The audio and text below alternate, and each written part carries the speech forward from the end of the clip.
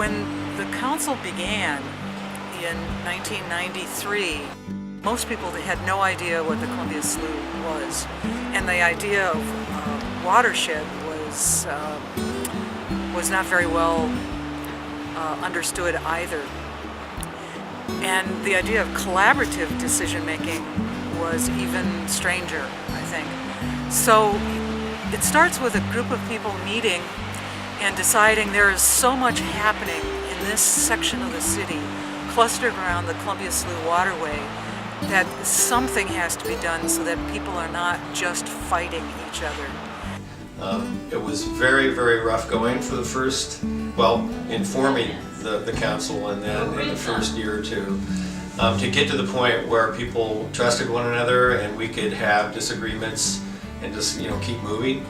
I think one of the best examples of a great result coming from collaboration was the Port of Portland had proposed to do their mitigation projects out on Government Island. So it was outside of the Slough watershed, and the rest of us on the council said, no, if you're going to do mitigation, it has to be in the Columbia Slough watershed itself.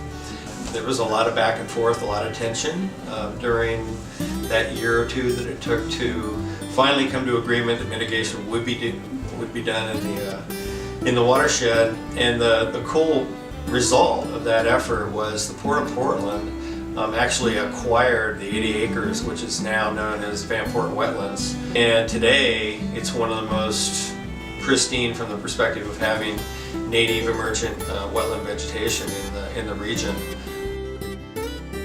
In the fall and winter, when there was rain events, the water would actually have the outfall from sewers. And then I found out later that there were combined sewer outfalls, CSOs, going directly into the slough. So in any rain event, we would have overflows, and all the stuff that's in the sewer line, and I won't go into it in detail, but would end up in the slough.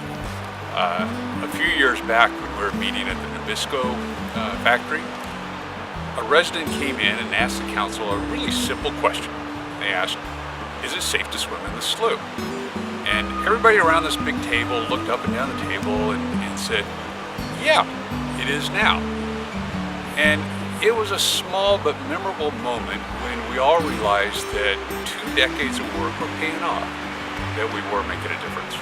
Hi, I'm Fernando Velez. I am a first generation Latino, Hispanic, and I became involved with the Columbia Slough at the first event, Explorando el Columbia Slough. Tell me what makes Explorando special. A lot of reasons. First of all, it's one of a kind in Oregon as far as I know. There isn't any other event like this in Oregon, and obviously in Portland, that it helps the Latino community understand the value of the environment, and also it helps us to connect with nature a little more in depth than probably where we are coming from all of us. I'm really interested in science, so working on the slough seemed like a good thing for me because there was a lot of pollution, so there would be a lot of environmental sciences. But I also realized that there's a lot of history in there, and history is actually really cool too. We had a chance to go on the Vanport event. As we were preparing to go and talking to my mom and dad about that, they said, oh, did you know we took pictures of it? And so they had been at that same spot, obviously, when the Vanport event happened. And so learning more actually about my family at the same time as doing an event and learning out more about where Delta Park came from and what was there before, and getting the historical background was just amazing. It really connects you to the land. It's a really example of an urban waterway like very few others are. And I guess I look at it that Northwest Portland has Forest Park, but Northeast Portland we have the Columbia Slough. It's going to be kind of a canoe trail or hiking trail depending on where you are, and how these sloughs sort of our little piece of nature despite its sort of history of degradation and problems. But I think I'm really, like most Americans, but I like the underdogs. I've always been a big advocate for the slough because I always love the underdog. But there's times when you're canoeing in the slough and you're surrounded by cottonwoods and you don't know that you're in the middle of a city. For all you know, you could be anywhere hundreds of miles away from people, and you look up and there's a bald eagle flying over, an osprey making its noises.